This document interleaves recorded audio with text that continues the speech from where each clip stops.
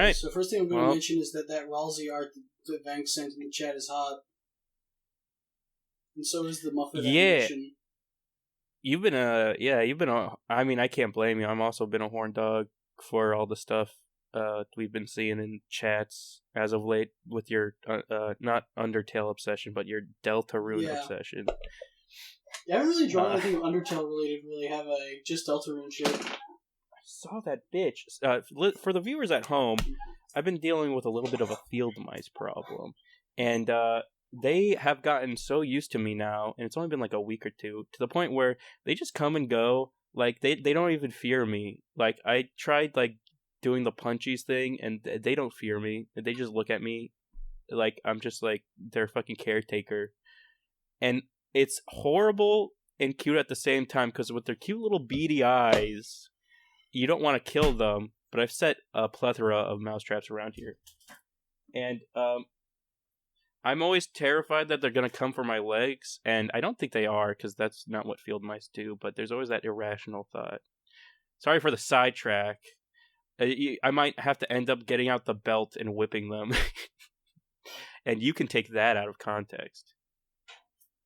Tom. That's you talking about your children. Hold on, I'm drawing... You just shut up for a second. I'm drawing Glitchtail Azrael. Well, you need to shut up for a minute, Tom, because I'm drawing your profile pic, but it's stupid and, like, autistic. And just, like, looking very cute. What? Just Glitchtail Azrael. Do you remember that? He has, like, the fucking squished face. Yeah, I do remember that. It was an iconic scene. A lot of them have the squishy face. It wasn't an iconic scene, it was every scene he was in.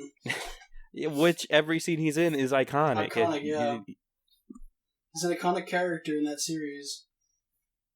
Yeah, he very much is. He absorbed all of the human souls and became a god, but he was only, like, about as strong as Sans.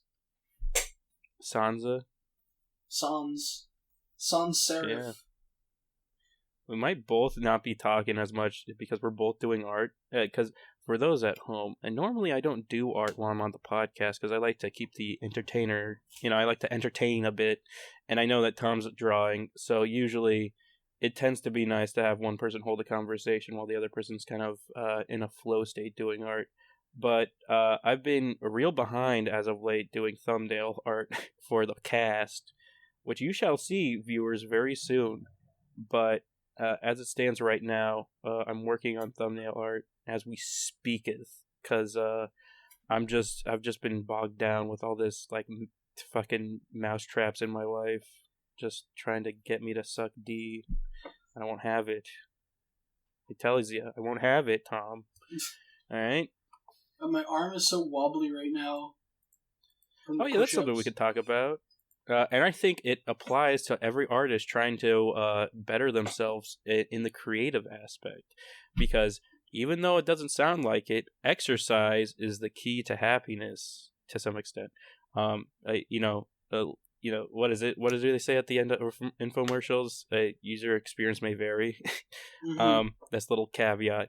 But in the short of it, right? If you're able to do very epic push-ups and squats like a normal person and not be like winded out of walking up a flight of stairs, it tends to be you're able to have enough energy to do other things in your life and kind of increase the power pool, as it were, of being able to do more shit in your day-to-day. Increase your stamina bar. And yeah, much like Link from Zelda when they introduced the stamina bar, like dumbasses. Calling you out, Nintendo. But yeah, it's just one of those things where if you better yourself health-wise, and it sounds very obvious, and like, why are you telling me this? Everyone knows this. If you just do exercise, you just have more energy for doing shit like art, and it technically increase your art output as well, because you're just able to draw more, even if you're not so creatively like in tuned like me. You'll still be able to produce more stuff, and like, such as animation and semen. Yeah, I don't know if that's actually true at all. What, the semen thing? Yeah, if I don't think it's true that if you fucking are more fit, you can like come more. You some of definitely those, like, can't old come more, man- but you do come better. That's That makes probably sense. true. Like, there's like I people think that your have, cum's more healthy. there's like people who have like there's girls that have like trained their pussies to like come super hard. I don't think that's okay, Tom. Let's really get into the meat of this one. That's real. I don't know if it works, but that's a real thing. When you say train their pussies to squirt hard, are you talking about those very fake videos of women like shooting like garden hose water out of their First pussies? of all, no, that's just piss. But I mean, that's what squirting is anyway. But yeah, it's a form of piss. it's not even a form. It's just piss. You're just emptying your fucking bladder. But anyway, Okay. The other thing is just that like. There's just like those videos that go around where it's like, oh, this woman like fucking hooked weights to her pussy and like did squats, and like now she has like an actual gorilla grip pussy that will just like crush cans and shit. She can crush my can anytime. Mm-hmm. But no, I'll say this much though. I did look into that whole squirting thing, Tom. So they sell apparatuses. And when I say apparatus, viewer, I literally just mean they sell like a sponge that goes up your cooter, right, as they would say, and you can just put water in it, and then when you squeeze it, it just shoots out. Like that's all it is. Why wouldn't just you a sponge? Why not just fucking piss on the camera like a normal person?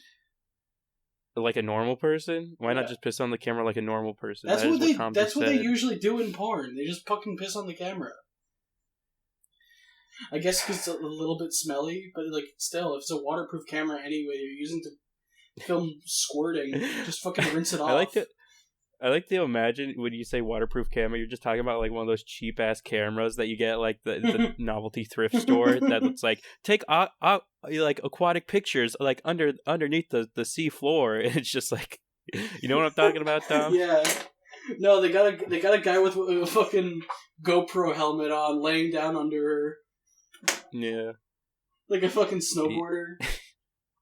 Yeah, the guy snowboards. This is crass, Tom. We can't talk about this. Yes, we can. It's on a this fucking podcast. porn podcast. I drew Rousey. It's not exclusively a porn podcast, viewers, and YouTube and Susan Wojcicki, even though you're not the owner of YouTube anymore, and you never were to begin with. You were just the CEO. Tom. I drew Rousey saying, fuck, it's over. Damn it. Did we get canceled? Did we get canceled over. before we even got on air? Fucking the YouTube goons are busting down my door as we speak. I thought they would be gooning by now. Is that not what they're named after? Their namesake? And they're all standing around in a circle gooning together to summon Susan. You know what they... Yeah, well, you know what they say, though. Brothers who goon together stick together because they're just covered in goon juice. Not much cum. like prune juice. Not cum, because you don't cum when you're gooning. Yeah, for the ladies at home, everyone knows this if you're a man like us, but gooning and coming are two completely different things. Well, no, two completely different categories. You're not supposed to you're not supposed to orgasm. You're supposed to build up to the orgasm perpetually. It's like edging, but goonier. But not the word edging, even though we have a word for that now. I can't remember why it's different from edging. It's like you get into like a fucking trance state or something, and that state is called gooning. No, can we really? I thought the reason they just said it was gooning is the same reason that people say unalive themselves, or the same reason people say like, yeah, because if you say coming, then you get demonetized. No, that's not why at all. But if you say gooning, because gooning doesn't mean coming. It means what does it mean, Webster, Mr. Webster over here? I told you it's History man. It's like similar to edging. You're not supposed to come Mr. National Geographic over here. What does it mean, huh? It means like basically jerking off for a really long time, but like not with the intention of coming, just with the intention of jerking off and like worshiping your cock.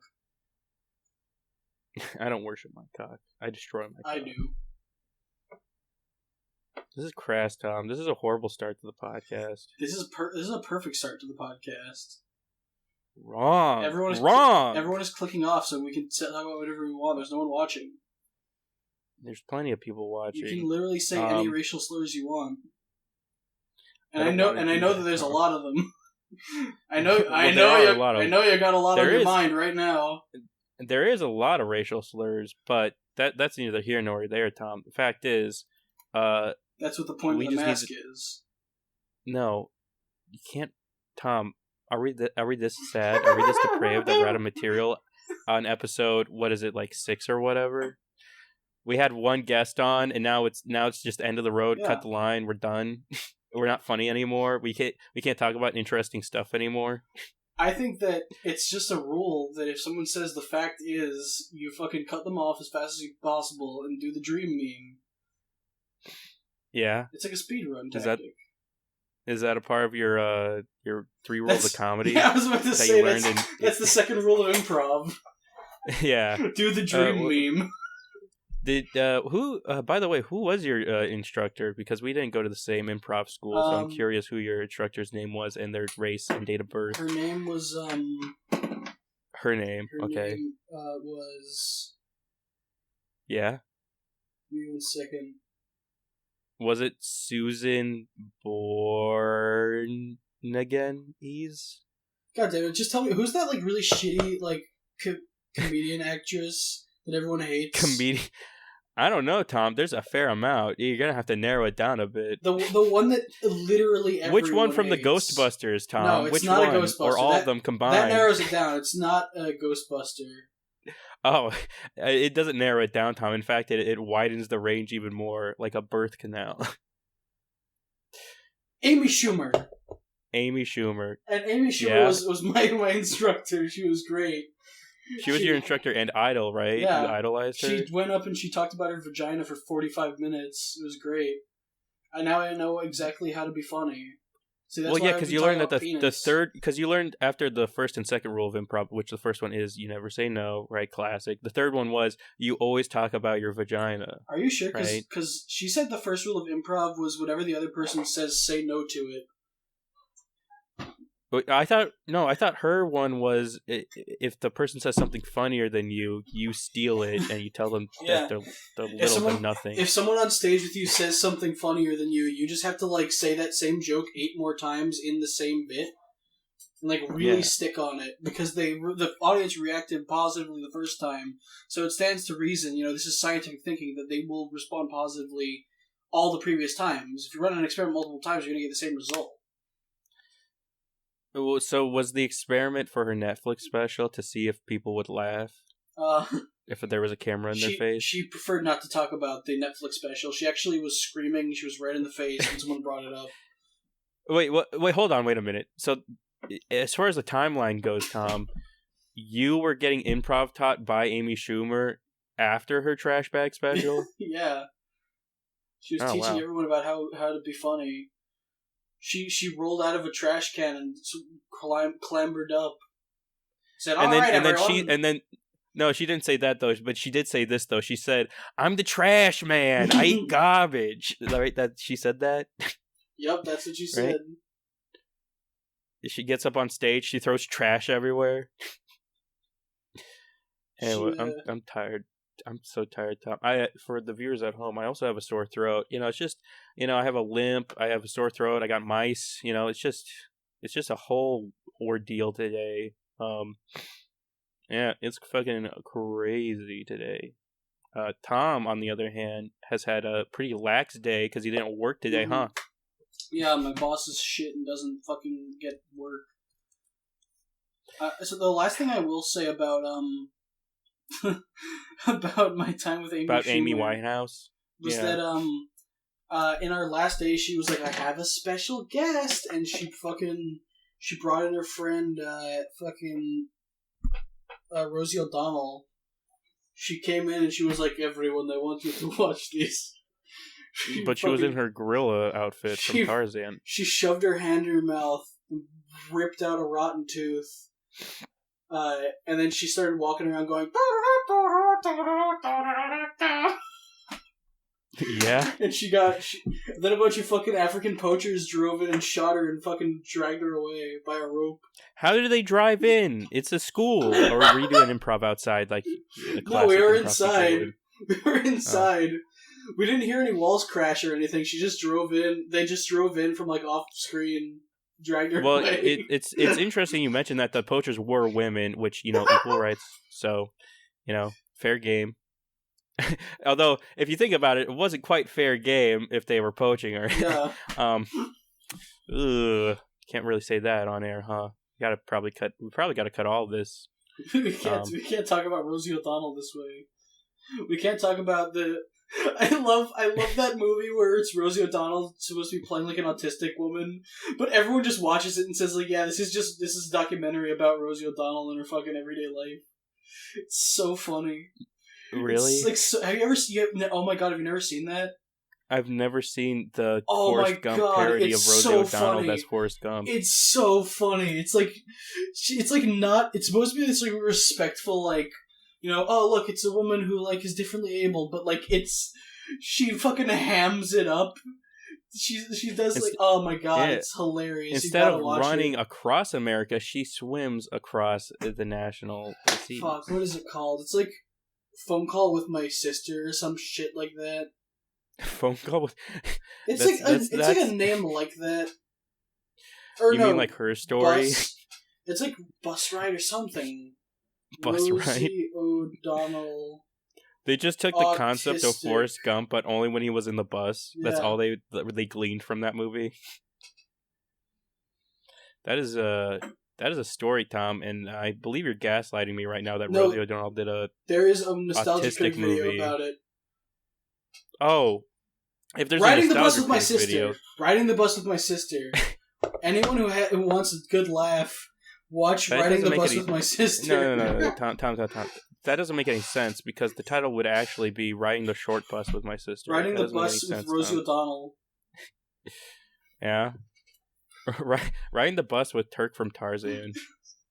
Yeah, she fucking comes on the bus and fucking spreads her pussy and starts playing that like a trumpet. Yeah. No, she brings on all of her pots and pans because she has home ec class, and then she accidentally starts hitting them around, and he goes, ooh, bop-dee-doo, Yeah. Yeah. A bunch of guys storm onto the bus and try to stop her, and she starts firing her teeth out like rockets. Yeah. We can't keep talking about Rosie O'Donnell, Tom. We're gonna get taken down by the... We can't keep relying on the pillars of funny comedic women for humor. Oh, really? That's not fair. Because I just had a 15-minute set on the Ghostbusters ready. Yeah? You have a 15-minute special about the Ghostbusters reboot? Which one, Tom? Because there's 2 of them now. Wait, really? Yeah, you didn't see the ones made with the Stranger Things kids? No. Yeah, that's real. Like, the whole gimmick is that it's the kids of the Ghostbusters. Oh my god. That's it? That's all the gimmick Why? is? Because they needed to make money after Rosie destroyed the scripts for the last female Ghostbusters 2. She was like, why wasn't I cast?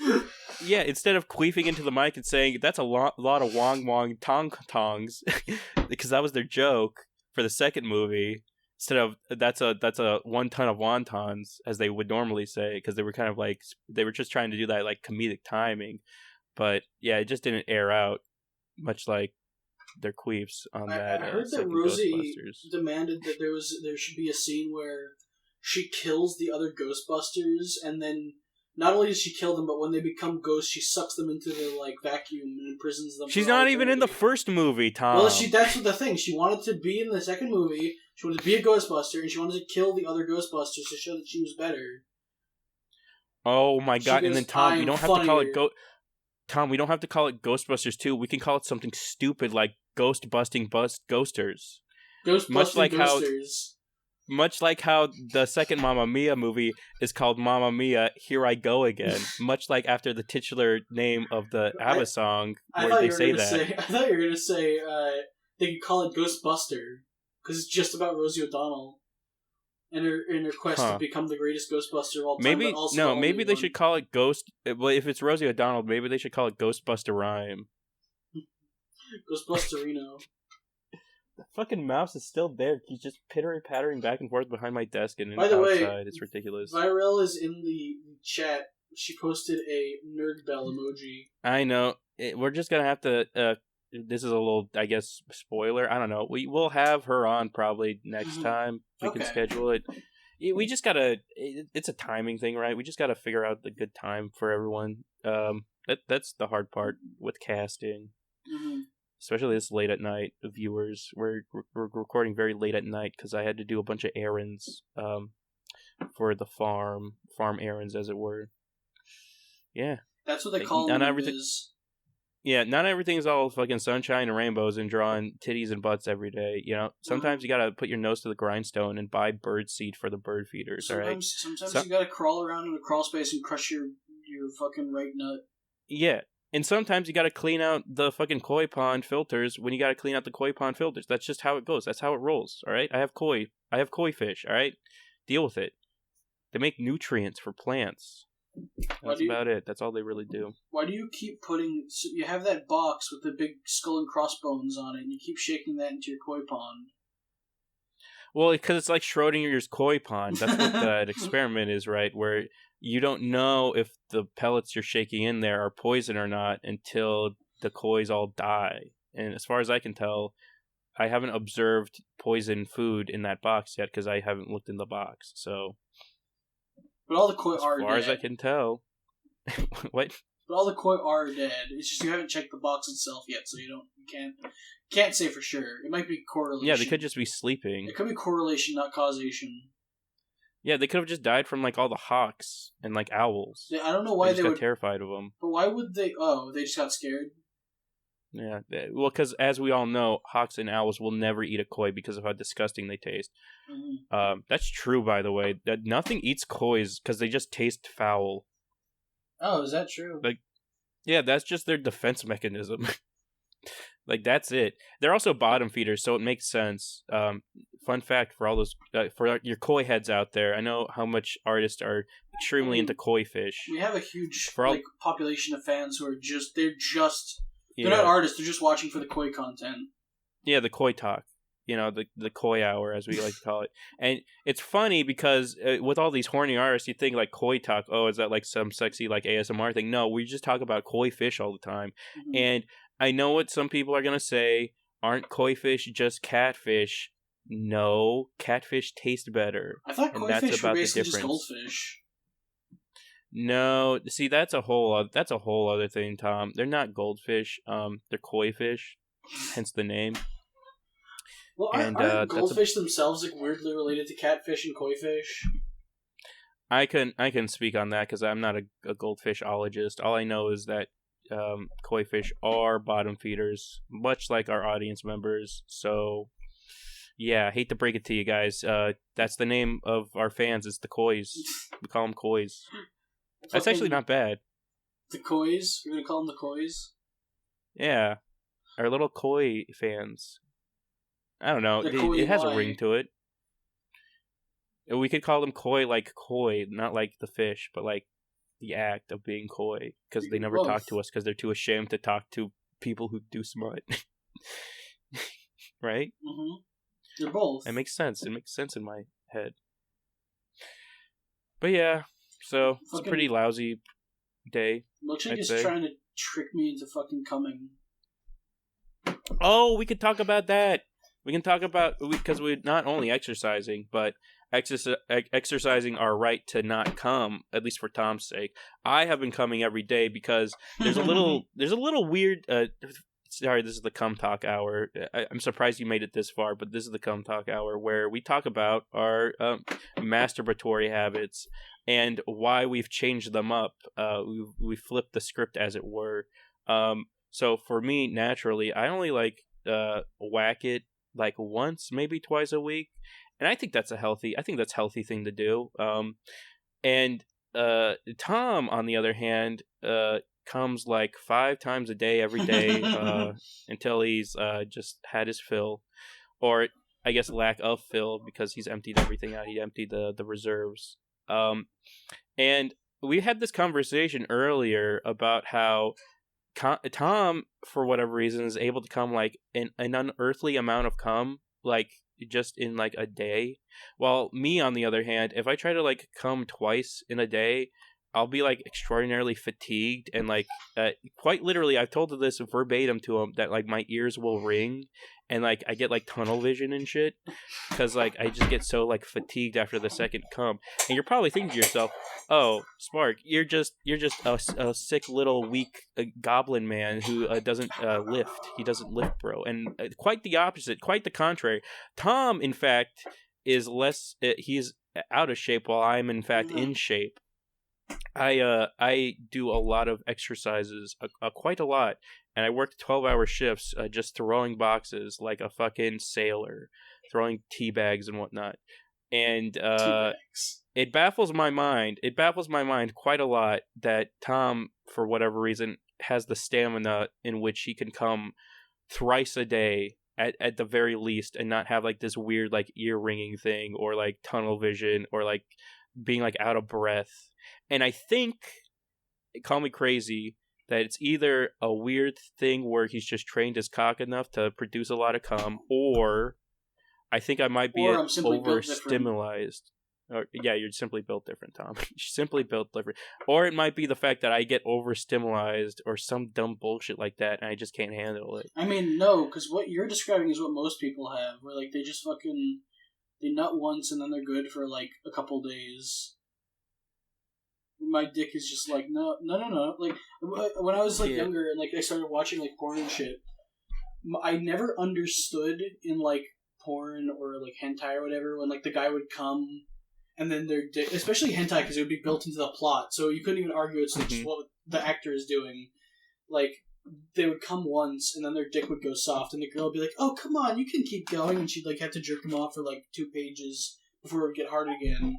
And I was just like, I don't get it, because my dick just stays hard after I come, then I can come again. Yeah, that's what baffles me. I mean, I'll say this much: I'll stay like somewhat flaccid, but like I won't be like completely erect. Like I'll have to like kind of like gimme it back up.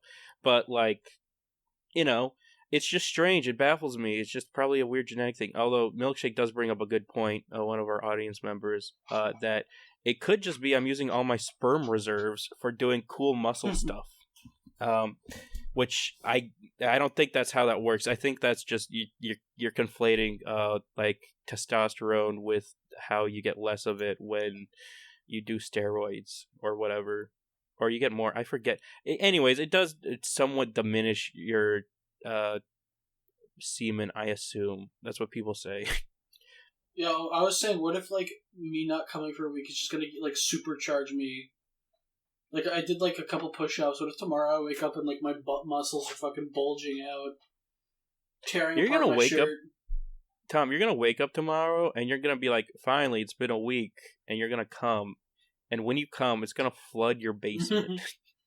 That's not tomorrow, I'm sorry to say that. I'm waiting until Sunday, in solidarity with Bank. Damn. I want to see it. I want you to capture it on film, like Sasquatch. Yeah, grainy from across the room. Yeah, it's just like compressed. Yeah, there's trees. There's trees. There's trees in your house. Shaky cam. Yeah, the guy recording it doesn't know what he's doing with a camera. He keeps like looking down away from me. He starts running away. He thinks his eyes are his camera. Him and his buddies go, whoa, what is that? Oh, holy shit! And they start running. They turn away. They only see me for like 1 second. It shoots up like a geyser. It's like all reliable. Yeah, the Milkshake. I don't think Tom's gonna ask his dad to help him with his cock reveal for the internet. Dad, I have something to ask you. Remember how I told you I'm doing that podcast with Spark? I need you to do something for me. Wait, you actually told your dad we're doing a podcast? I didn't tell him anything about it, but I told him we're doing a podcast.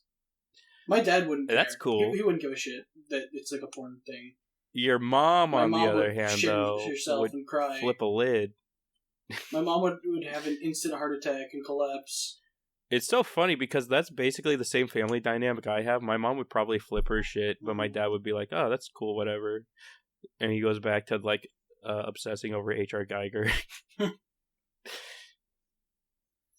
the thing with, like, my dad, like, I like my mom a lot. It's just that like she fucking gets pissy about that kind of thing for some reason. I don't understand it.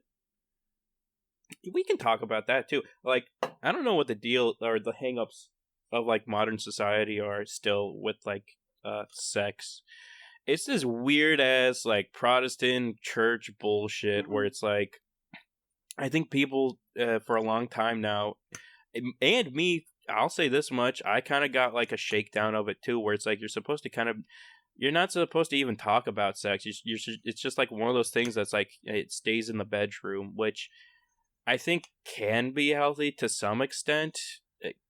Comparatively to like what's on the other side of the spectrum, which is just like people outside in BDSM gear, which we've seen that fair share as well. Constant gooning, jelk I streams.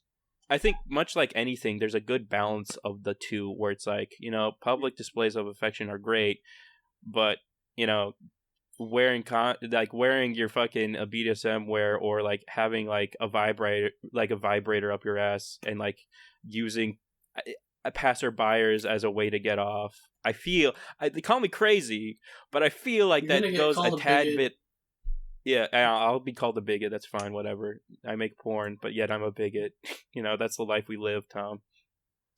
But yeah, it's just I don't know exactly where I was going to go with this, but in summation, today I had the same experience like I have I mean, granted, I don't buy condoms frequently, because I'm a man. I have sex with other men. You tend not to need condoms when you have sex with men, unless you're like, want to be extraordinarily safe in the bedroom, which is fair.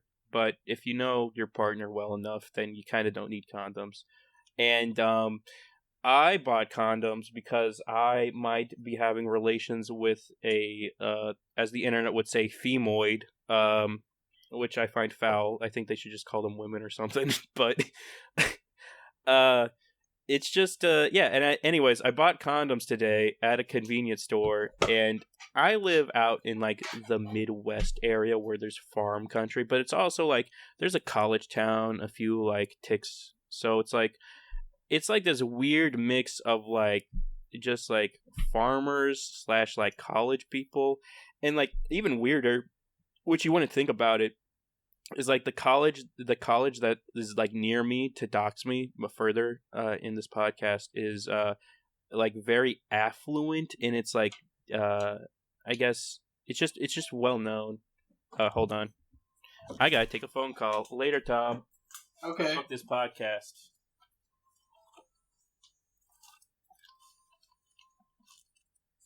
I'm drawing a Ralsei who's being a slut. He's telling Chris about how whenever he thinks about Chris, his penis starts getting hard. And he doesn't understand why. Because he doesn't know what a penis is yet. Because he's lived alone for fucking thousands of years or some shit.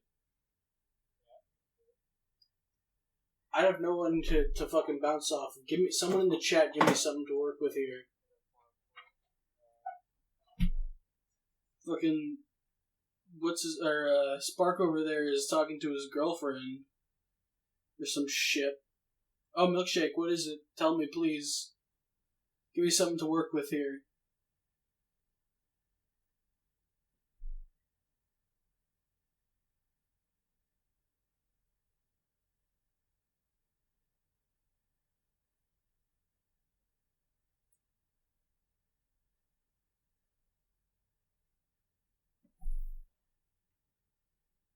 To talk, because this is a podcast. It's mainly audio.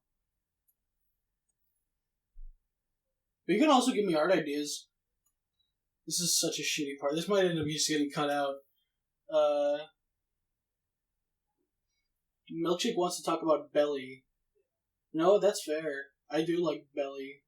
That can be really fucking hot in art. There's some artists that just make it. Yes, that's true. But I'm not gonna come today, Milkshake. You're not gonna trick me.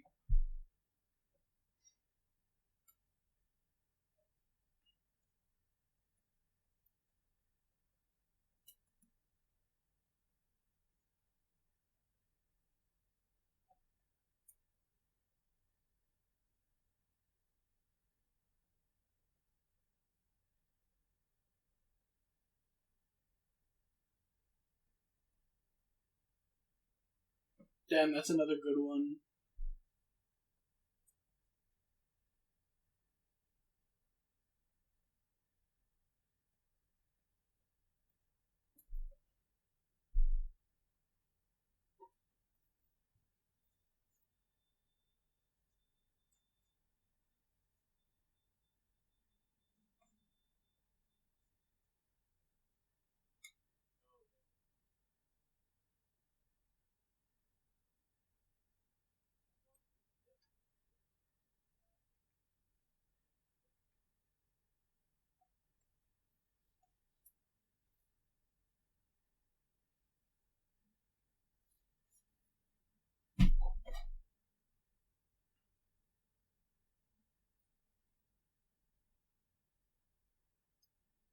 Dead air. Whoa.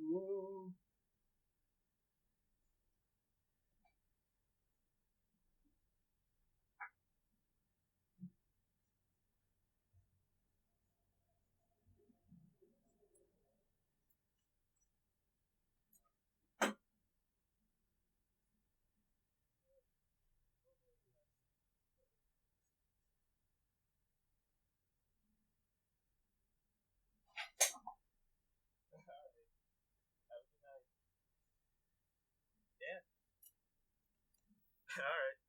I'll text back. Later. Oh, hot dog, dude! Is that the girl? Alright, I'm back. Dude! Did you tell him that you're hosting a podcast? Yeah, we're still doing the podcast. No, Are you still recording? Yeah, I'm still recording. I was asking you if you told them about your podcast. Hell no. I'll probably do that, like, once the relationship's, like, actually serious. But, no, dude, I don't want to talk about my love life on the podcast, and I'll probably cut this portion out, Tom, but we can just chat like normal people. But, like, oh my god, dude. Dude, I talked to her on the phone, and I'll say this much. She's just this cute Southern belle. Oh my god, Tom. I'm fucking so hyped. I'm so hyped right now. I hope I just do a bang up job. She called my voice cute on the phone. It's just fucking, I'm so psyched, dude. I'm just like, I'm so jazzed up. I'm shaking. I could dance. Shooting ropes. Dude, I'll be honest, Tom.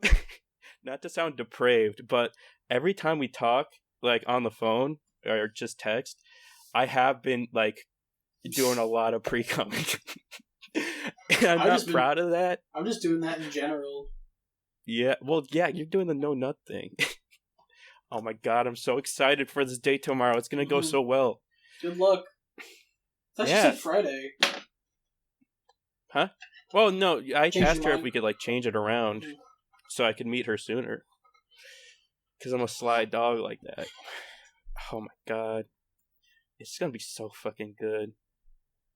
No, she did call me, but she did not call me a faggot. Although she does know about my prior engagements with men, so, you know. I told her about that. She told me about her prior relations as well. You know, that's what girls... What? Worst girl because she didn't call me a faggot. Ugh. Too true. It's funny, though, that everyone in this Discord, Tom, has been trying to make you come. Mainly Milkshake. Well, especially Milkshake, because I told them that if I do, then I'll gift them a year of Nitro. Yeah, a year of Nitro is not nothing. It's $100, so it's pretty good. Yeah, I recently gave a gift of Nitro to a lovely man, friend, person. I don't know their gender, but what I do know is that they're in this Discord right now, listening to this podcast right now, and I think it was worth it. Yeah, what, who? That's what they said. It's not nothing.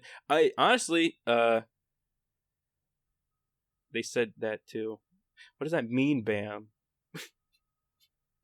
By the way, I'm drawing exposed tits and vagina right now. That's good. I love to censor that on the podcast. By the way, viewers, if you haven't paid attention to like telling me like draw whatever you want. Well, yeah, no, I was just being funny. I was being coy, like the viewers. But yeah, for our listeners, if you haven't seen the visuals that I've painstakingly made, Tom's doing the drawing portion segments. I actually do the 3D backgrounds and eventually 2D animations you will see or have already seen. Or if you're just listening to this on SoundCloud like a bitch, like a basic art bitch. Oh, are you putting it on SoundCloud? Yeah, I'll probably put this on SoundCloud. I'll probably put it. I haven't used SoundCloud in so many years because they started putting ads. I mean, it's strange because like every like good podcast I listen to always comes from SoundCloud first. Does that sound crazy? No, that makes sense. And then it's nice, easy to post on. Yeah, then it just eventually just ends up being everywhere else. Yeah. It's weird. It's weird having a podcast now, Tom, that's actually like real. Like that is being like I have episodes like uploaded to YouTube that are scheduled for release when they come out. I've been doing that a lot, kind of doing all that rendering and good stuff. But it's finally it's all come together now, and like we're finally able to upload everything, and just everything kind of works. I figured out the flow for making them, so that it's not a fucking headache trying to render a podcast in Blender, which I don't think a lot of people do. I'll say that much. I don't think a lot of people do that.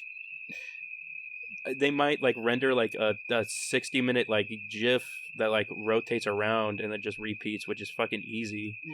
But we're doing like real time, like updating, like just a background that works with the flow of the podcast. And I do it like a bitch. I render it in Blender. Like I don't actually use DaVinci or anything like that or Unity because I'll say this much. For anyone who also does the creative process, it's a pain in the ass learning different programs and softwares to the point where I've kind of made it my life goal at the end of the day to be like focused on like 3 main like softwares that I use. And my main 3 stays are Blender, Audacity, and just Clip Studio Paint, because I'll say this much, as far as like audio tuning and stuff, or just anything in general, like trying to like make levels sound good in Blender is kind of a ball ache, and it doesn't ever work out in the end. And you can't see a lot of visual stuff that is really important when it comes to audio, so Audacity tends to be a pretty like knockout software for that, and it's free, as long as you don't mind the weird fucking China nonsense. I don't know what the hell is going on with Audacity, but there's something afoot. I tell you, I'll put on my conspiracy hat and I tell you this: they're listening to you on your mics.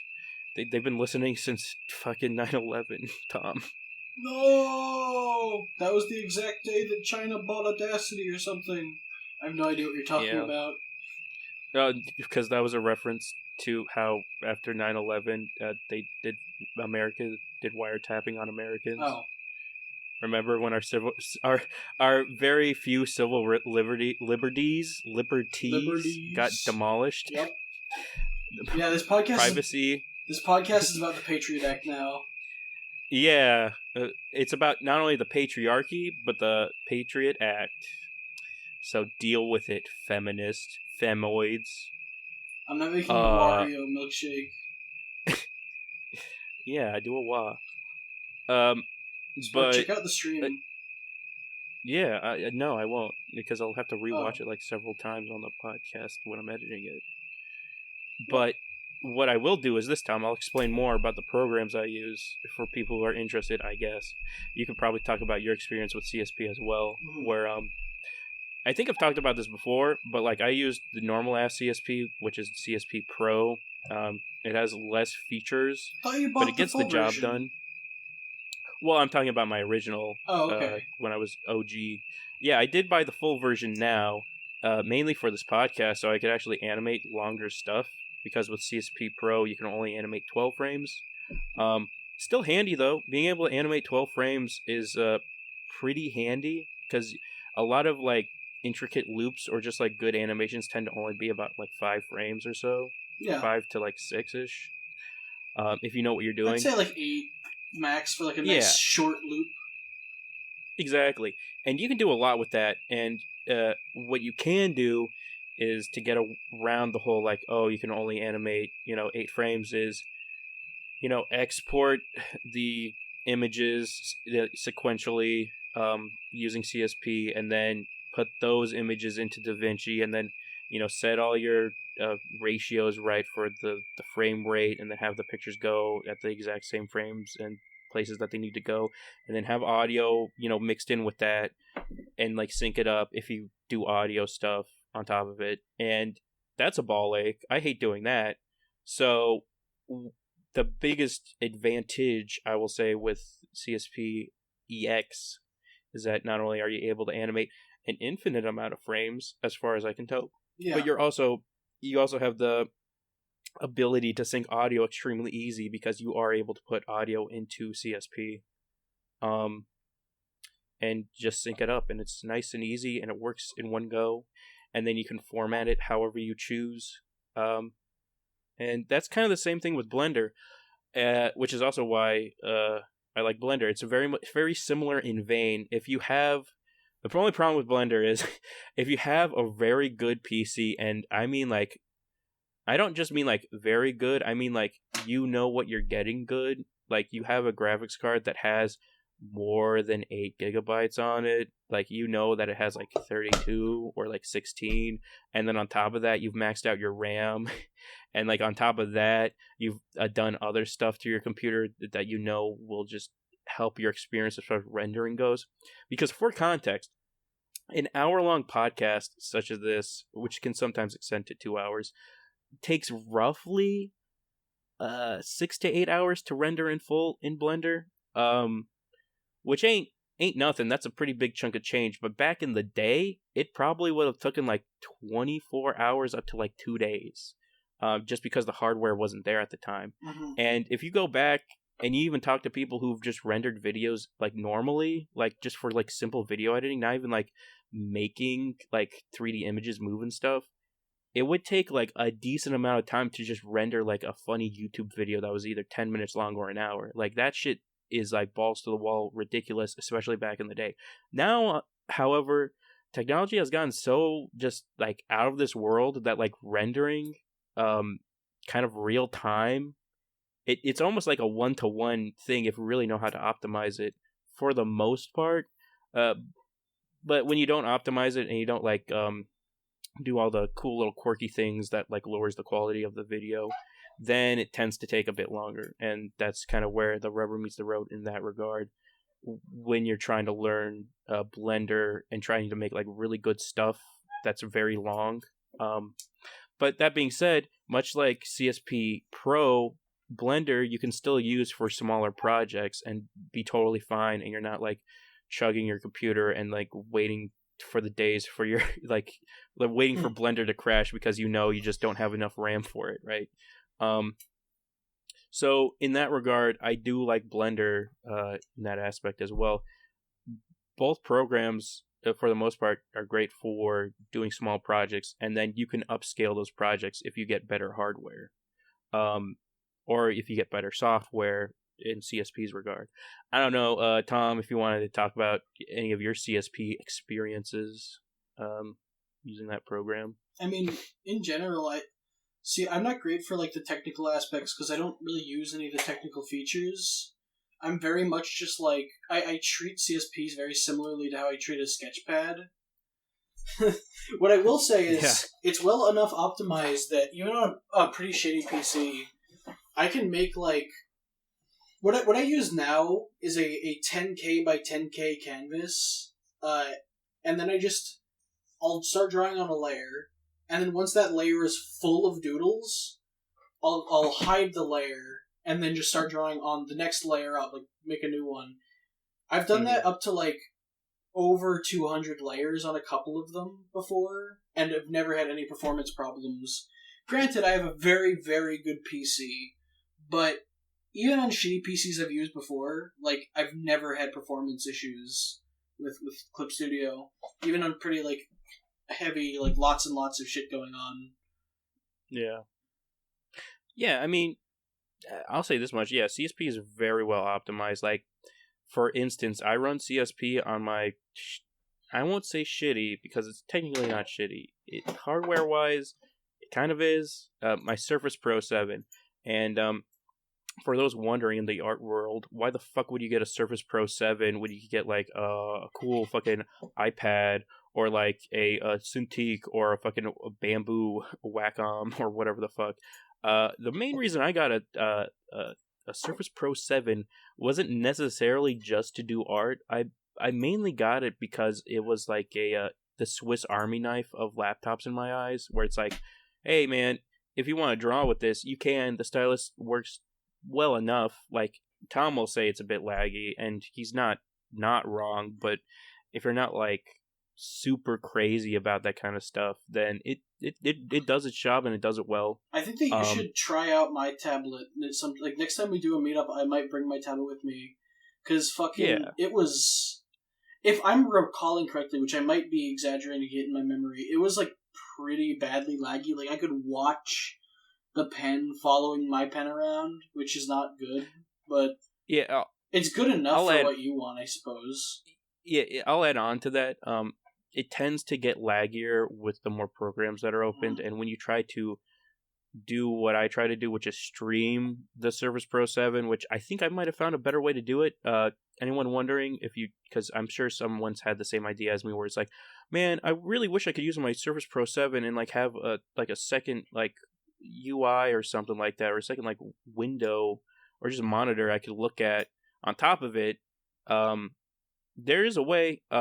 I've tried finagling with USB to HDMI. Not exactly ideal, but I've seen people talk about USB to HDMI, micro USB that is, and it's apparently a lot better. I'm gonna actually have to try it out.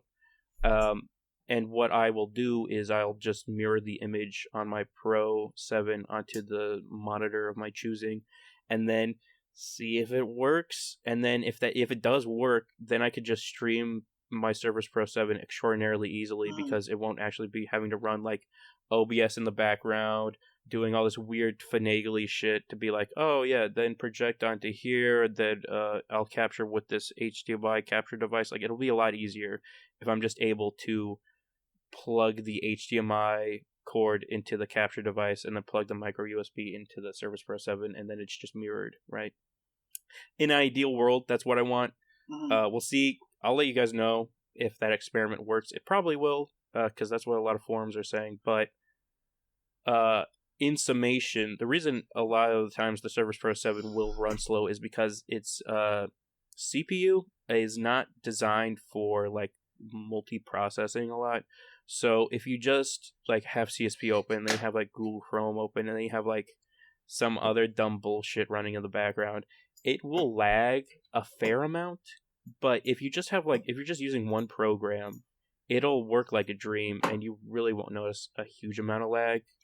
And on top of that, the stylus is pretty cheap as far as like replacing it goes. It's not cheap in quality, in my opinion. It's kind of built like a pencil. So if you like using pencils a lot, it's kind of got the same feel as that. And the battery, for the life of me, has like not even gone out. You can buy rechargeable batteries, which is what I did. But still, it's like it takes a long ass time for the battery to really drain on it, because all it's really powering is the little gyro in it, as well as I think the Bluetooth buttons in it as well. That's another cool little feature, is that on top of the fact that the Surface Pro uses like pressure sensitivity on the screen, it also uses gyro aiming with the pen, because the pen actually has like a little gyro in it. Yeah. So what you can end up doing is like have the pen act as like a little pointer, and you're not actually touching the screen, but it'll still recognize that the cursor of the pen is kind of like hovering over the object. Small little details and stuff like that, if you're curious about a Surface Pro 7. And if you're even more curious about the later versions, like the Surface Pro 8 or the other fucking dumb variants, be forewarned, those technically aren't PCs, because they use the actual they use what your phones use as far as like GPUs and stuff go. Yeah. So they ARC GPUs, I think. Yeah, they use the Arc stuff. Not Arc. Or ARM. Yeah. ARM. Sorry, not Arc. That's what I said. That's Tony Stark. And there is like Arc. That is like an infrastructure, I think, but it's like a company, not. Either way. But yeah, so be forewarned. In the later series, it really flubs the boat, especially early on in the years, because when it was first coming out, not a lot of programmers designed stuff around stuff like phone, like making things used for phones. Like the only like phone programs you would have are like Candy Crush and shit like that. Like it's only as of late that like CSP, for example, like is like usable with your phone on top of like on like what Apple products. Tom, you've talked about you can talk about that actually, Tom. Your adventures of using CSP on your Apple tablet. Oh yeah, I was very surprised. I got an iPad, and then I was like, I'm gonna get. I started with Procreate because I was like, well, that's the iPad one, you know, like that's really good. People always swear by it. Got Procreate, absolutely fucking hated it. Think it's terribly designed, horrible UI. Anyone who disagrees with me is wrong. But then I was like, you know what? Fuck it. I'll try getting. I was very disappointed. Like I was like, maybe this is just a thing with like the way tablets feel. Not tablets, but maybe this is just how the iPad feels. Like maybe it's an intrinsic issue with iPad in general. And then I was like, I'll just try getting Clip Studio Paint and see how that feels instead. And then I got it, and I was blown away. It's just exactly the fucking PC version of Clip Studio Paint, but on iPad. It's like perfectly. I am so not used to programs being like perfectly, adapted to a mobile version. I was very happy with it, and I've drawn a lot of shit with it. Yeah, and I'll say this much: if that is the case for like later Surface Pros that do use that different kind of architecture, and they need that kind of mobile version of CSP, and it does work, I'll be the first to say like, yeah, hats off to you. It works great. But I haven't gotten the luxury of experiencing that anytime soon because I bought my Surface Pro like a little while ago, before like all these like art programs were being like, yeah, we love our tablet users along with our other users with the PCs and whatnot. Like it was very cutthroat and dry where it's like, yeah, no, CSP is only for PC. Get bent, right?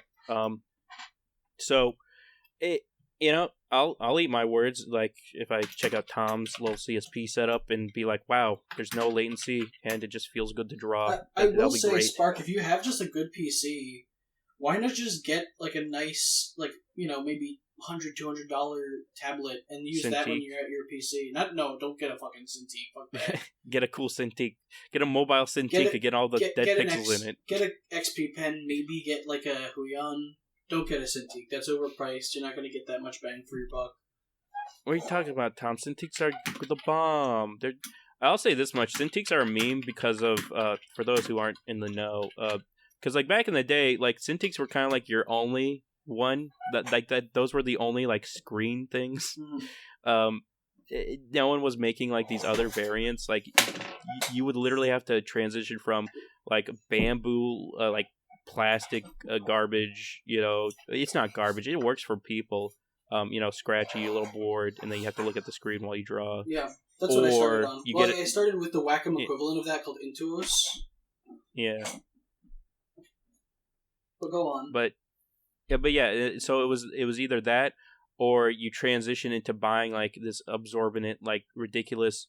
Not only that, it was fucking massive too, like a massive ass Cintiq that like takes up the size of a fucking desk because it was a glorified PC, just for drawing.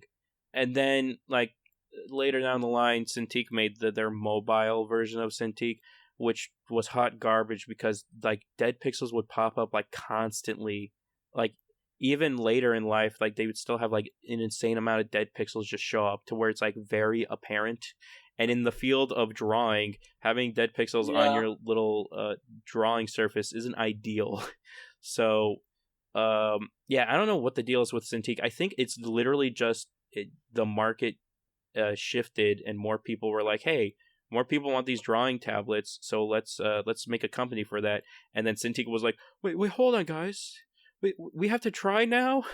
No.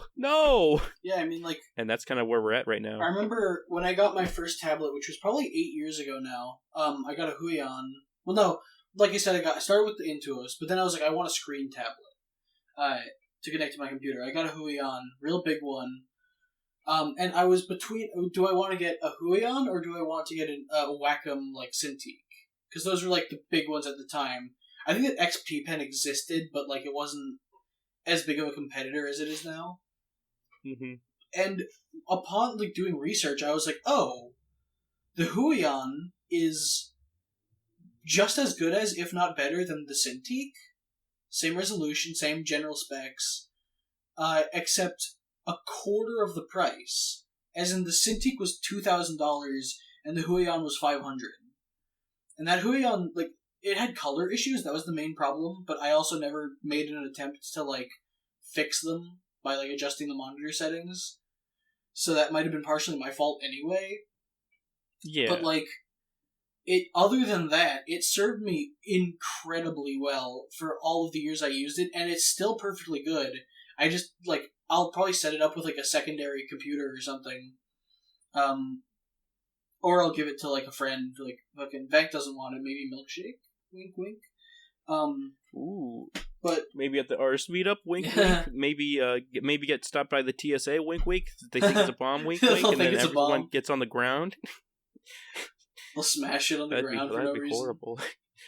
But yeah, just one TSA agent's like, this is clearly a fucking box of cocaine, and they like rip open the screen and like crunches. And then there's cocaine because they were smuggling cocaine. Shit. And yeah, all those Classic. Years ago, they were smuggling cocaine out of America. It's ridiculous! It's like it's like fucking Home Alone 2, where they're like, no, that's 3. It's like Home Alone 3, where like the toys got mixed up, but it happened like 8 years ago when I got the tablet. They opened up their tablet and they're like, "Where's all the coke?" But then they opened up their own animation studio in Zimbabwe or wherever the fuck they're from, and now they're making Visipop cartoons. So think about that. Oh God, what have I done? You created a whole chain of events just because you wanted to draw on a cool tablet. And be forewarned, listeners, this could happen to you. This is true. This is life. This is how the world works. All right. So next time you go thinking, oh, I'm gonna buy a cool Cintiq, even though you shouldn't buy a Cintiq. Oh no, I'm gonna buy the one that's not name brand. I'm gonna buy RC Cintiq. Just remember, people stuff cocaine in them all the time. Yeah, constantly. Nowadays, look into XP Pen, look into Huion. XP Pen seems like it's a better value these days. I might check into XP Pen. Honestly, Tom, I just want to find something very much similar to the kind of flow of the Surface Pro, where it's like the stylus is literally the size of a pencil, and it just feels like I'm drawing with a pencil. That's all I want, and like some type of resistance, like a little rubber tip. Those are the two things that matter to me. I don't care about latency. Like, it doesn't bother me, even though it probably should. This is another. You know what I think this is? I think this is another "there's no paper types" moment. I think that you're saying I don't care about latency until you actually try a tablet that has like no latency. And you're going to go, okay, you know what? This is nice. It might. I'll say this much because I've used it because like I'm very grunge in my art. I'll say that much. Yeah, I'm grunge because I use a lot of different mediums constantly, which isn't ideal. I'll say I think using different mediums is good. Well, it is ideal, but also on top of that, I think the problem people can run into if they use too many mediums, just never getting good at one thing. Yeah, they kind of get bogged down, and they get this. They get the mindset that I have, which is what the fuck is the saying? It's like, a master of none. Yeah. Right. You become that. But the second part they never tell you is, always better than master of one. Yeah, that's true. It's like that one other saying that I can't think of off the top of my head that no one ever completes. And it pisses me the fuck off because it like completely ruins the saying. It's honestly funny though because like sometimes people will be like smug about that. I kind of hate what I just did there, where it's like Who will be smug and say, actually, the way that saying ends is this, and they just look at you and they go, yeah, but that doesn't change the point of what I was saying. I was using it as a literary device. No, Tom, it does change what I was saying because you lifted me up when my spirits were down. Exactly. See, that's why I did that there, because you coddled me. Positive. You're coddling my art, and now you should be whipping me. You should be whipping me with a hammer and telling me to get better. I think that there's a balance to be struck where it's like, don't mix things up so much that you don't like ever improve at one specific thing. But like, what's it's become a meme at this point, but like whenever anyone is like, guys, I'm having trouble, I'm in an art block or something, what's the one thing I always say to do? I always am like, experiment, try drawing something new, try drawing something you've never drawn before.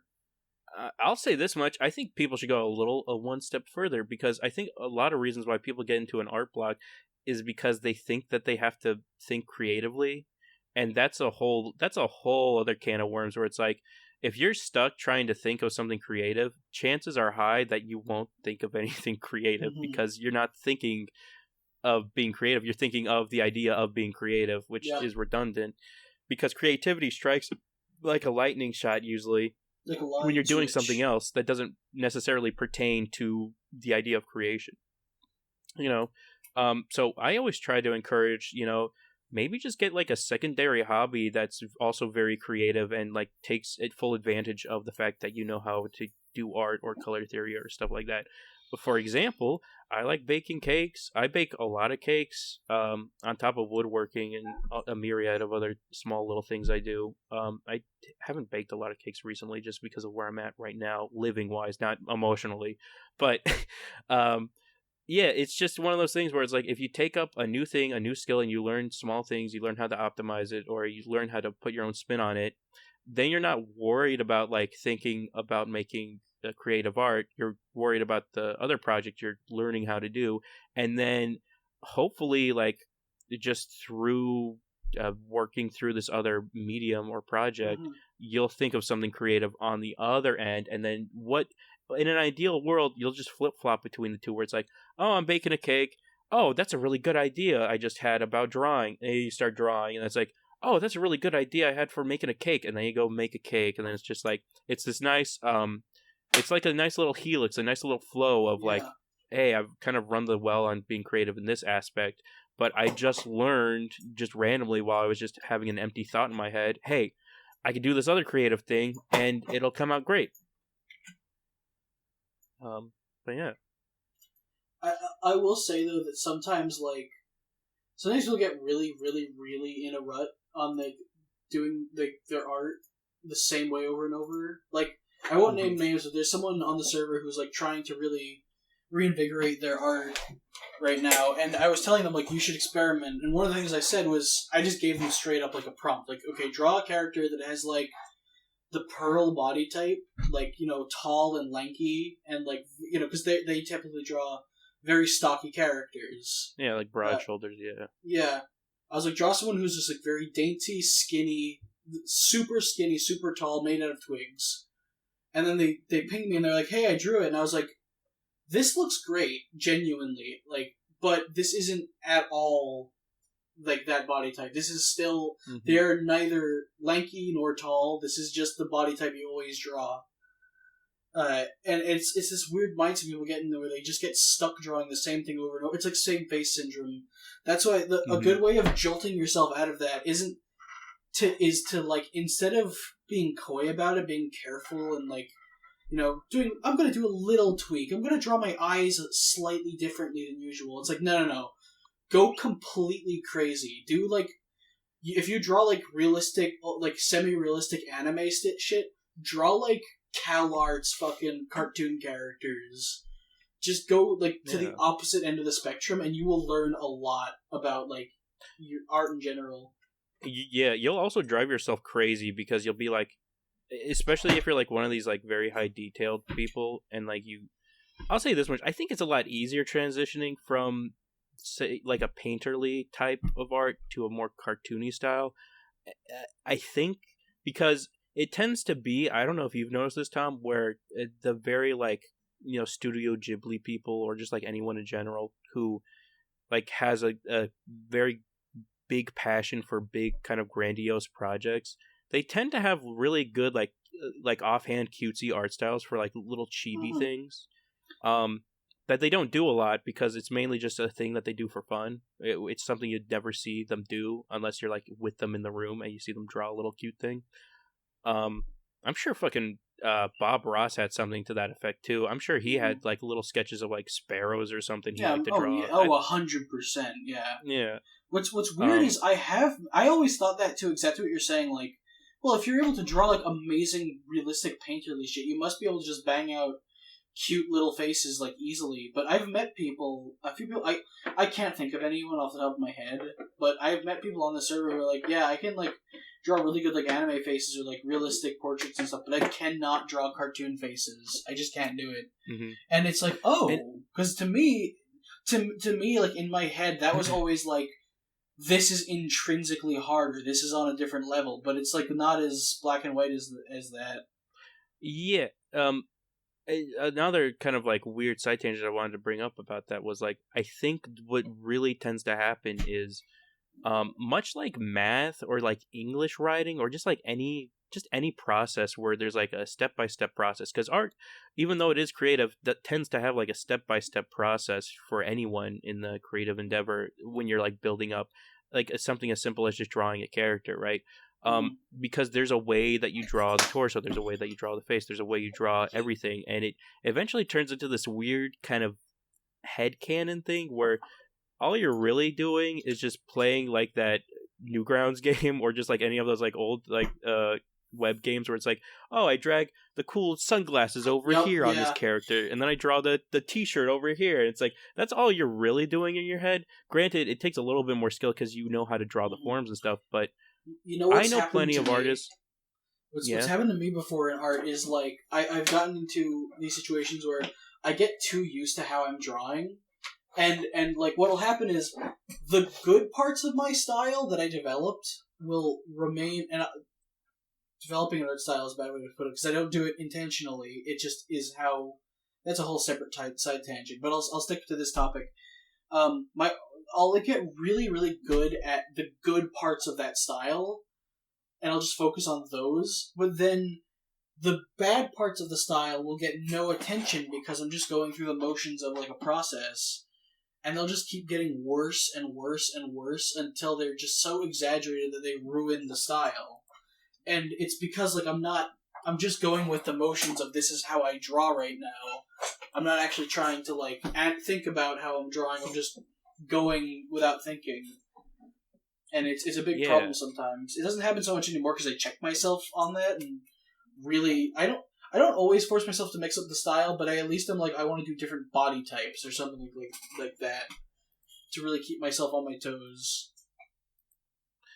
Yeah, and I think that's kind of where we're coming at a head to, where it's like when we say like come up, not necessarily with a new art style, but come up with a new art medium, what it tends to do is it forces you to break out of your comfort zone instantaneously. A good example is whether you like it or not, Tom, which he disavowed me because I'm on his disavowed list because I did this. I stopped using CSP for a whole year, and instead I only animated in the 3DS. And you're probably thinking to yourself, how do you animate in the 3DS? And the second thing you're probably thinking of is, why the hell would you animate in the 3DS? You think that anyone in this audience doesn't know about Flipnote?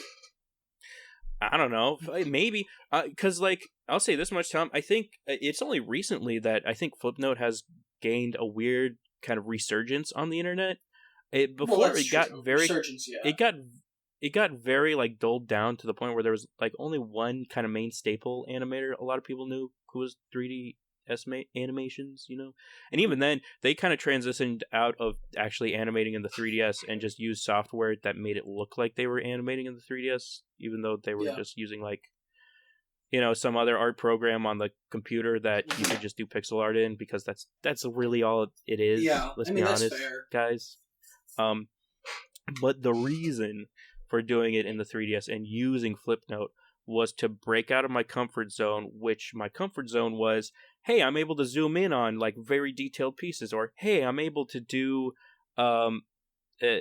I'm only able to do like animations up to 12 frames. Well, with fucking Flipnote, I can do as many fucking frames as I want. So I'll have to force myself to do more frames because I'll do longer projects on a Flipnote. On top of that, I'll have to not be bogged down by the fact that I can't necessarily make really detailed stuff. But what came out of that was something even better, which was for the longest time, even in CSP, I sucked at like color theory and stuff because I just never bothered to learn it. And anytime I did try, I just was like, ugh, this is lame. This is boring. I'll just draw things in black and white. Fucking sepia tones. Fuck this color. What is this, a rainbow? Fuck it. But in Flipnote, it's very handy that there's very limited color palette because it tends to lend to itself where it's like, oh, there's only like 3 colors or whatever, plus black and white. I might as well use some color just to jazz shit up. And then you end up like slowly but surely using more and more colors. And then you get into this weird thing where it's like, hey, I wonder if I could make purple. And then it's like you make purple because it gives you all the tools you need to make purple, using like the dithering tools, not the dithering, the hatching tools rather. And it's this weird road I went down where it's like, not only did I basically like relearned the basic concept of like mixing colors to make new colors, which is a skill you learn in like grade school art class, but it never really like sinks into you unless you really pay attention to it. I'll say this much. I think we could talk about this maybe another time or now. Like art class, like in not necessarily like college, but like in the just normal ass American school. It's very strange how art classes teach it, and I'll say this much: I think I have a little bit more of a nuanced view on it because I moved around a lot. Like I've seen different like art teachings and different types of art teachers. I never had a consistent one, which I think lends itself to being even more creative because you get to learn the processes of like different creatives, which is extraordinarily handy because you get to see the weird overlaps as well as like the complete like side tangents that they go on when it comes to their creative process.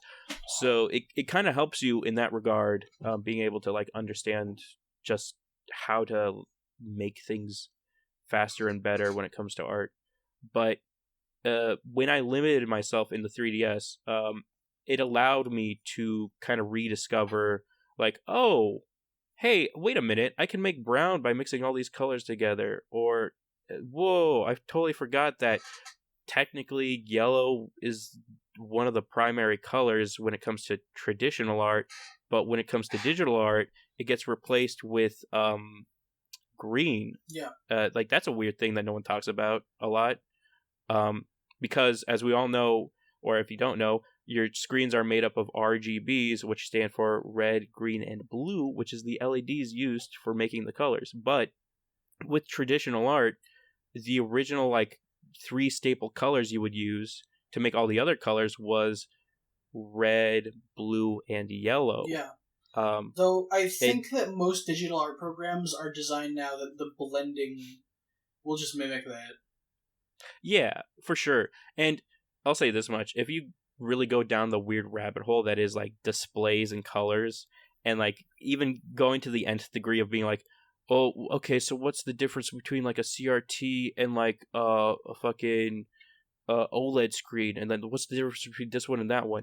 It tends to be that even though they're like different ways of shooting light into your eyes, it also tends to be like they tend to show the same color, if not a little varied, and some displays can show more color in one general area, but then another display can show more color in another area. It's this weird kind of there's like graphs about it, and I might put one up now. Bam, there's the color graph. I probably didn't put it in. There's nothing there. But yeah, there's just nothing there. Why would I say that? We gotta get a new editor. But besides that, there's like there's this whole weird side tangent world of displays, and if you go crazy like I did for a hot minute, where you're like, I have to know the best way to display like a PlayStation 2 graphics in so that people can see it, you eventually come up to the same conclusion that I do, which is, hold on, everyone just has different displays from the get-go. So technically your creative vision that is digital will never be truly seen in the way that you want it to be displayed, that is displayed on your monitor. So you might as well just ignore that outright. And even when it comes to like physical art, when you take a picture of it or like you show it to someone like digitally, they'll never get the same experience, because I think all of us can agree it's a world of difference seeing like a flat 2D image on a shitty glass screen versus seeing a hand painted material where you can look at the log that was painted and see that the brushstrokes are just so that they come up just like bark on a wood, like on like an actual tree, and it just looks like someone just put a log on a piece of paper. Like, that's how good it looks in person. Yeah. Because that's just what you can do with brushes. I don't know if you wanted to talk about traditional art, Tom, or we could talk about art school too, because that's kind of like a segue into traditional art, because you have to do traditional art in art school. That's the thing I hated about going to, not art. I didn't go to art school, quote unquote, but I went to college with the intention of going on to another college for animation. And I hated the art classes. I really fucking hated the art classes. It was just like, the first one was arts and crafts, basically, but they called it 2D design, but it was arts and crafts. It was just that all the arts and crafts you did happened to be flat on a piece of paper. Yeah. And the other class I did was every single class, everyone get fucking charcoal, and every single class, we're going to draw... charcoal class. We're going to draw a bunch of random shit on a table every single day. Here's here's a gourd in a teapot. Draw that. And it's like, this is draining my fucking brain. This is worthless. This is not the kind of art that I do. Like, and I know that I've been talking about like mixing things up and everything, but it's like, I'll do it on my own time. Like, this isn't, doing a whole semester of this is not helping me. I want to be like an animator. I don't need to draw fucking still lifes of apples every single day for an entire semester. Yeah. And let's be clear about something, right? Still lifes are, I'll say this much, still lifes are the backbone, in my humble opinion, are the backbone and the starting point of any creative endeavor. Like, that's how you get good at just everything. Because it's the solid foundation of, you have good line confidence, you have the ability to see perspective of a still image and create volume with it. And then you can transition that skill into more abstract ideas or things like people that can move and stuff like that.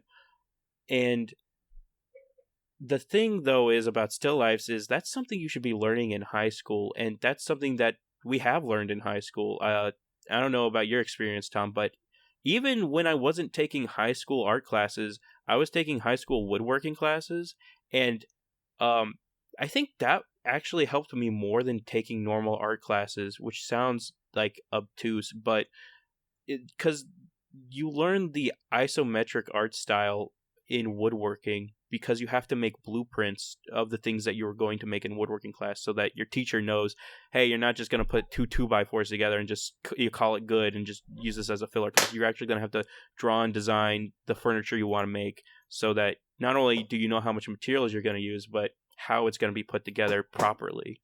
And you learn the isometric art style through that, because that's how blueprints are made, is through that isometric viewpoint. And on top of that, you have to make flat renders of the top, sides, and like bottoms of the blueprints you're making as well, just for easy reference when you're measuring the stuff in real life. But I had no idea how to make the isometric art style, just because I was never interested in it, I guess. And you don't really learn the term either through anyone besides like maybe video games. And even then, that's like a hard sell for most people, just to find randomly. And for those who aren't aware of what isometric means, it's kind of like this. It's extraordinarily handy, I'll say, for learning perspective like super fast. It's kind of like the cheater's guide to like learning perspective, because the camera, or I guess the viewer's point of view from the art, is set in such a way that you will see let's say you draw a box, for instance, they will see the left side of the box, the right side of the box, and the top of the box. And depending on, where other things are placed in that kind of area, it will look, it'll just look like, not a bird's eye view, but like a camera pointing down into a room, as it were, like a camera, kind of just one of those security cameras pointing directly into the corner of the room, so that you can like see the lines that like the box makeup of what the walls look like, and then kind of on top of there. And it's I know I said it's kind of like a cheaty way, but it's not really. It's just like a good way to show perspective, fast and easy when you're starting to learn that kind of stuff in kind of the high school era of your life. Spark, right? It's just dead I don't know if you want to talk about isometric perspectives, Tom. Okay. If you had something. Spark, tell us more about isometric art style, please. Hello? I can't believe he's gone. Damn it! God damn it!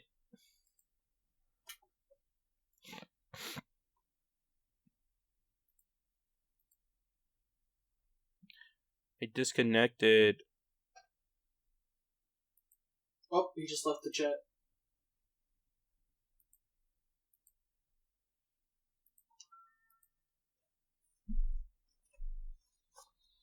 So, this is a good podcast, right, guys? I drew Ralsei asking what cunty means, and I gave him huge I tits. disconnected. Oh, he's back. He's back. What did you say, Tom? I can hear you now. I was just saying. So basically, you cut out right when you started talking about like the isometric art style. Great. Fuck me. Did you hear me shouting like, "Hey, Spark, you fucking cut off"? No, because my internet completely crashed, which can't happen. Yeah, well, in summation, because I have the recording, so I can just cut you off and sound cool and epic. Okay, that's fair. I just explained it, and I kind of side-tanged it into, Tom, what's your opinion on isometric perspectives? I mean, isometric means that there is no perspective, isn't that right? Like, it doesn't get further away as it gets further away, it just, like... That's what that means, right? Yeah, it's grid-based, right? So, yeah, things don't look like they're getting further away because it's that, fuck, I don't know how to describe it, but if you want to do it at home, viewer, the ideal isometric perspective is quite literally, imagine yourself drawing a crow's foot, where it's like, and the foot, the little feetsies and the little points go straight up through the page, and then the two other little toes on the crow kind of go a little bit, like, I want to say like 30 degrees out from the first straight line of the first foot, toe in the middle, and then that's literally all isometric perspective is. And yeah, it tends to look... Oh, there you go, you're back, great. You're back. It tends to look flat-ish, but it is a type of perspective. It does have perspective. It's just different. I mean, what I mean is, like, things don't get further. Like let's say I had a cube, and you put the cube down in front of yourself, and you look at it. The back of the cube will be smaller than the front of the cube, and it will go towards like a vanishing point. In isometric, there is no vanishing point, which can make things look really bizarre, because it's like, well, that's not... Now, it looks like it's getting gigantic as it goes further away from you. Well, that's the thing, though, right? Because you're looking at it from, like, a bird's eye view, I guess, there is technically no, like, vanishing point, because it's the equivalent of, like... How can I describe it better? It's hard to describe. Who knew? Describing art with words is a lot harder, but instead of just visual aids. But it's important, because the whole point, I think, of isometric views is that because there's no vanishing point and there's no like weird warpage, it makes for easier understanding of how long things are, because in isometric, okay, this is a good one. In isometric view, everything is grid based, so every little line on the grid is the exact same size as every other line on the grid, which is handy in construction or just any like building thing in general, is because you can measure that physically with some type of ruler and convert it into a real world thing. Like there's no like weird wonky I guess perspective that's what I'm fucking up saying. how It's like long the lines are. it's good for like blueprints where you can just you keep cutting out. I was saying like, it's good for like blueprints where you need to get exact measurements and you don't care about perspective, but it doesn't, except for like very certain situations. It's generally more stylized. It doesn't really lend itself to like a realistic perspective shot. Like, you know, it'll look good for like video games, for example, where it doesn't need to look realistic. It just needs to look cool. Mm-hmm. But I think it's very important to learn in general as an artist, because it can help a lot with like shadows or stuff like that, if you want to like add shadows to your isometric view, or just like learning to like set a scene. I think isometric view is extraordinarily important to learn, because it is one of those, I think it feels to me like one of those kind of pillars of just like traditional art that a lot of people kind of take for granted, but it's one of the more I'll say it's one of the weird art things where it has a good use case scenario in the real world, as well as just being kind of a fun way to draw. And I think it can be handy. And that's what I learned in high school, because I didn't take any art classes in high school because I don't know, I was like a tween, fed up with the system, and I was like, fuck arts, fuck the arts. Who needs them? Fuck the arts. I want to learn real skills. And then you did woodworking, which is essentially an art.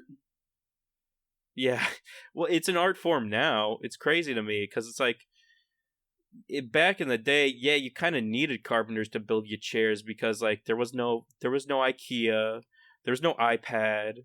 You know, someone had to find a tree and cut you a nice stool because you needed a stool to sit on.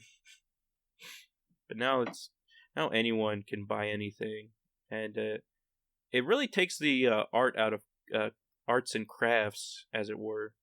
Now everything's just crafted and sent to you through Amazon packages. Look at me sounding like an old man. Back in my day, I think it was the same. You could argue that it's. You could argue that it's actually better though for the arts, because now it means that when you know that shit that you just need is utilitarian, like. Whereas if you want to actually do that thing as an art, you know, there's a lot of people that are like, I make chairs, and you could, as a utilitarian, be like, well, you need to make chairs if you can just get like a chair that's off an assembly line. It's like, because I enjoy doing it as an art form. Oh no! Whereas in the past, it was pure utilitarianism. It was just, I'm going to make the same chair 600 times in my workshop. Now it's like, I'm doing this for fun, and because like people enjoy it and will pay me to do it for them. Not because they need a chair, but because they want a chair that I made. That's the same thing with art commissions. That's nice in some aspects. It's like there's so many artists on the internet. People are not buying a commission because they want to see the specific thing that they want. They want to see a specific thing that was made by you. Like that's the whole thing with it. Like there's, if they just wanted to see that thing, they could do one Google search and find it. Really. Because everything's been done. Not to like talk about, not to talk about like economics, but I think it's a little handy to talk about, especially in the art world, because money and art kind of go hand in hand a lot. Like especially you're a history buff, Tom, so you can talk about shit like the 16th Chapel. That was a big art project that only came to fruition because of the vast wealths that the Vatican obtained because of like the ports and their trading systems. And it's fascinating that it tends to be that art has its heyday when everyone's rich and can spend money on frivolously. Um, am I cutting yeah, out of course. again? It just means no, you're fine. It just means that Okay. there's more time to work on art. Yeah, Like, because you're not spending and as much time toiling to get by. I think we've hit this weird impasse in America, or just like as a world as a whole, where we've automated so many processes, like simple shit like washing dishes, or like, drying clothes, or just a myriad of things, building cars, like to the point where I think we've mentioned this concept before, where it's like we're eventually going to hit this weird utopia stage where people are just going to have to find a creative outpath, or they'll just die because they'll be Mm-hmm. so bored because they won't be able to do work. Um, and So basically, what you're I saying is think, that the Industrial Revolution and its consequences have been a disaster for modern society. but this is all true, Tom. But it has a mass appeal for artists Yeah. who just want to make art. And I think that idea can transcend to not just artists, but to people who, even if like you're like a welder who welds for companies, and like that's what you do, that's how you make money. But then, if for whatever reason, robotic welders exist, and then you're out of a job, like what now?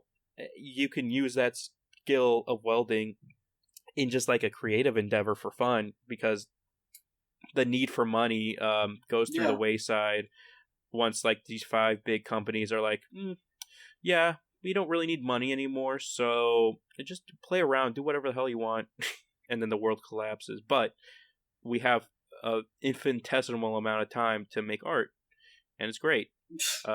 Ideally, we'll see what happens. Right now, it's not looking too hot, Tom. But people are still making art, which is crazier to me. In this desolate world where everyone's poor now, we're still making art. I mean, things are starting to get better. Like, people get angry about, like, increased interest rates because it makes loans harder to get, but for the actual economy, for, like, actual how much things will cost as things go on, it's fucking way better than just having a bunch of fake businesses that are held up by, like, just, oh, no one has to pay interest, so you can just borrow as much money as you want and make broken businesses that lose money. Mm-hmm. So, the tides are turning for the better, finally. It basically took, like, the crypto crash and the rise of, like, the greatest fucking scam transfer of wealth in history, basically, for the government to finally be like, alright, you know what, we need to fucking do something. We can't just keep letting this go on. This is madness.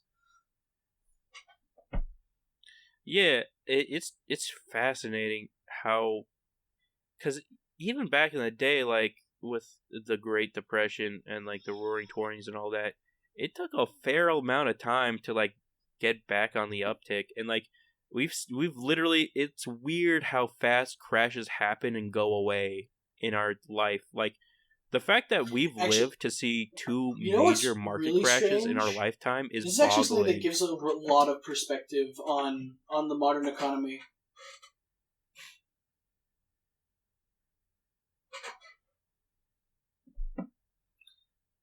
You know what's really interesting about the Great Depression? It's actually, I think you can hear me, right? Yes. Okay, this gives a lot of good perspective on like the modern crashes. In the Great Depression, like the stock market crash that started it, within the year, in fact, I think within a few months, the stock market had recovered to the place it had been before the crash, but the rest of the economy stayed in a slump for years after.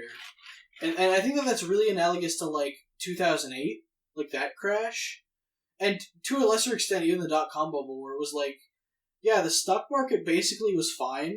That like whole sector just jumped right back up to where it was before the crash. It was the rest of us that had to like pay for it.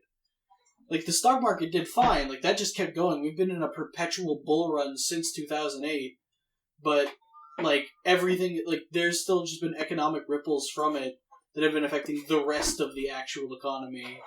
Because, it's easy for politicians to be like, well, the economy's doing fine, look at the stock market. And it's like, well, the stock market isn't the economy, it's the stock market. There is a major difference. Yeah. Wacky times, Tom. We live in wacky times, wacky eras. No more cowboys and slinging. It's all slinging hash now. Yep.